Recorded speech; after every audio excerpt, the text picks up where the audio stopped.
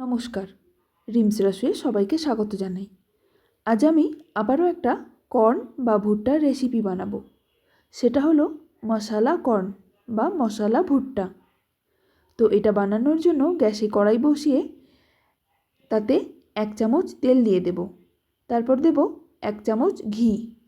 তেল আর ঘিটা গরম হয়ে যাওয়ার পর এর মধ্যে দিয়ে দেব 10 কোয়া রসুন, 1 ইঞ্চি কুচনো আদা।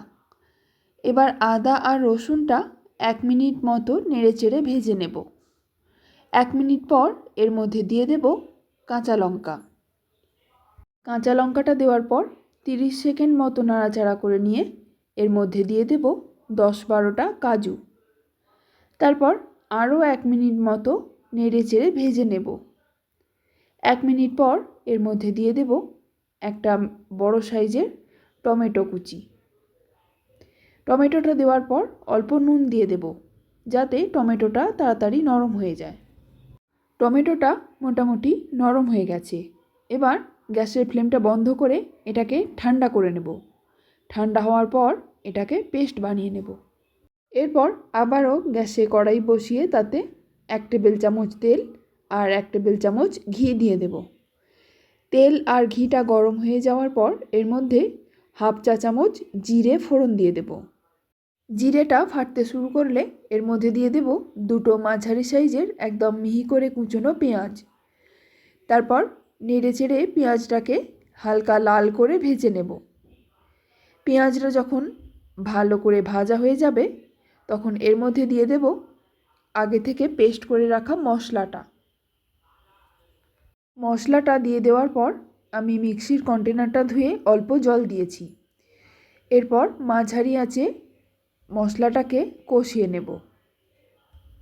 যেহেতু এতে কাজু দেওয়া আছে তাই সমানে নাড়াচাড়া করতে হবে, না হলে নিচেটা পুড়ে যাবে।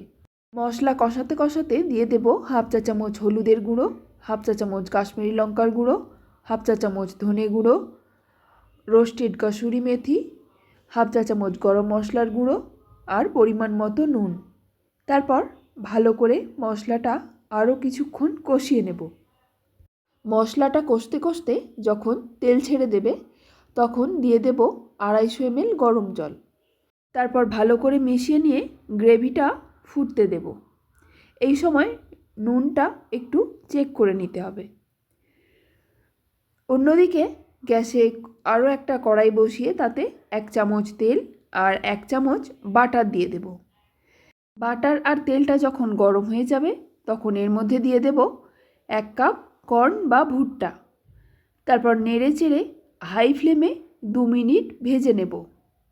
2 মিনিট পর ওই গ্রেভির মধ্যে দিয়ে দেব। তারপর গ্রেভির সঙ্গে ভালো করে মিশিয়ে নিয়ে ঢাকা দিয়ে সিদ্ধ হতে দেব 5 মিনিট।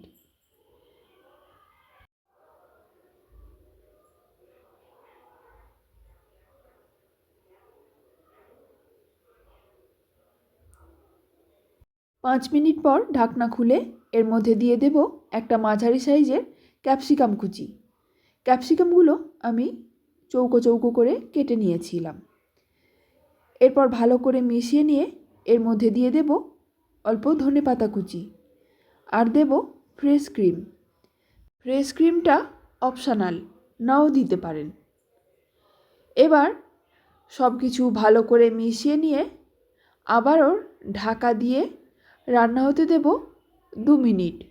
2 মিনিট পর ঢাকনাটা খুলে একটু নাড়াচাড়া করে নেব। তারপর গ্যাসের ফ্লেমটা বন্ধ করে দেব। তৈরি হয়ে গেল মশালা কর্ন বা মশালা ভুট্টা।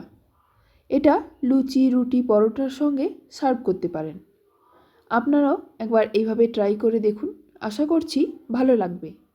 রেসিপিটা যদি ভালো লেগে থাকে তাহলে প্লিজ একটা লাইক, শেয়ার আর সাবস্ক্রাইব করে দেবেন।